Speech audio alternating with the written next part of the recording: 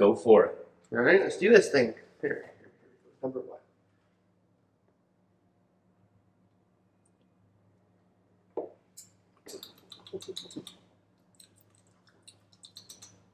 Pretty good. Pretty good. Let's see, right here's this one.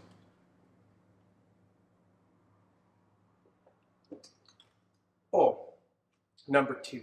Definitely. Definitely number two. Okay, take off your blindfold.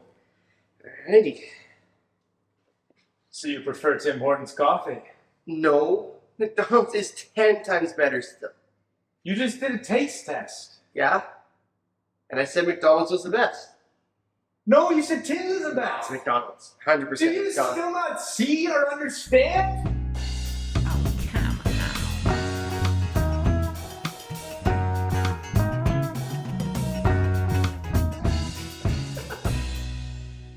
The Pharisees were a group of middle-class citizens that were formed during the intertestamental period.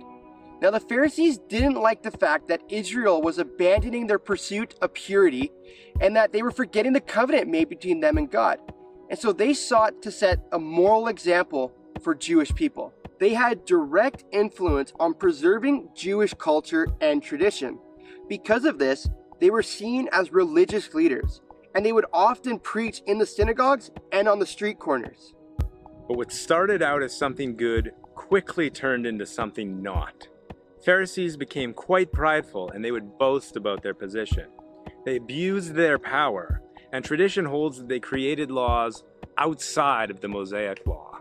They began creating laws around the Ten Commandments as a way to try and keep people from breaking the law. They were so focused on legalism that some of them actually began deviating from the truth and started to teach that unless all of Israel was pure, the Messiah would not come to save them. Now, Jesus and the Pharisees did not get along.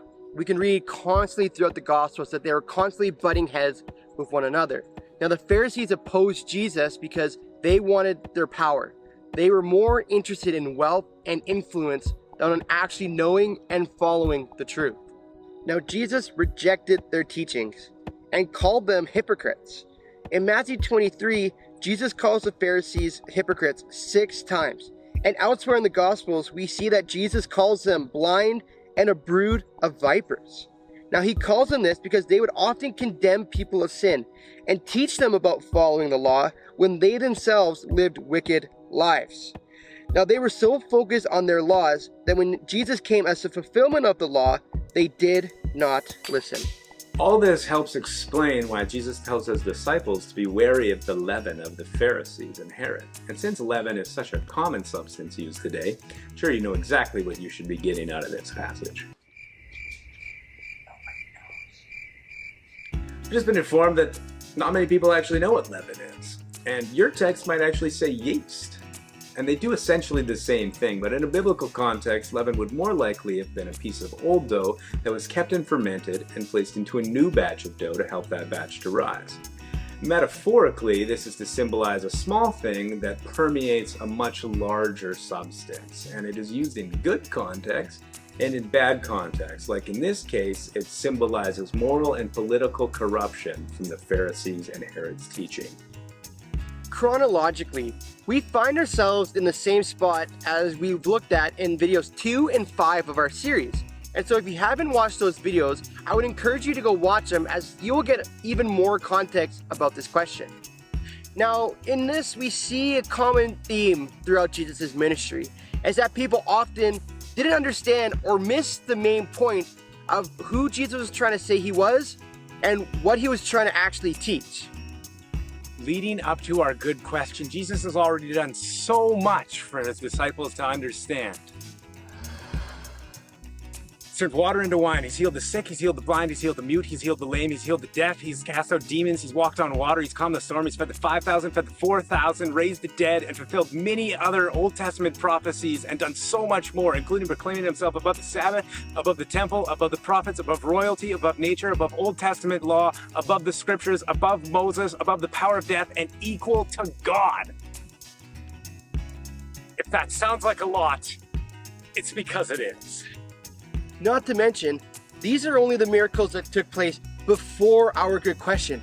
And these aren't even all the miracles that Jesus did, for Scripture doesn't record every single miracle that Jesus did.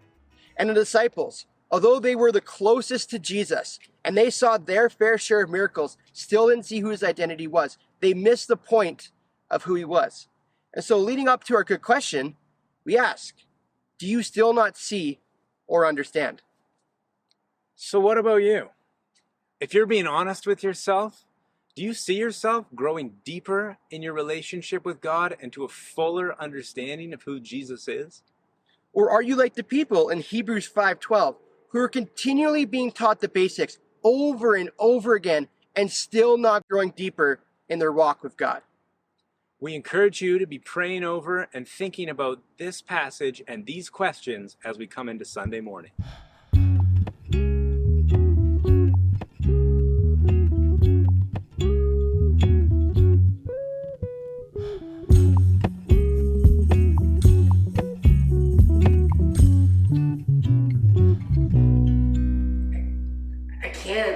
I can't. I'm not good enough actor for this. I just can't. You have to. No, why? I just can't. I'm not ready. I can't do it. I can do this. Come on. It's just coffee. We got it.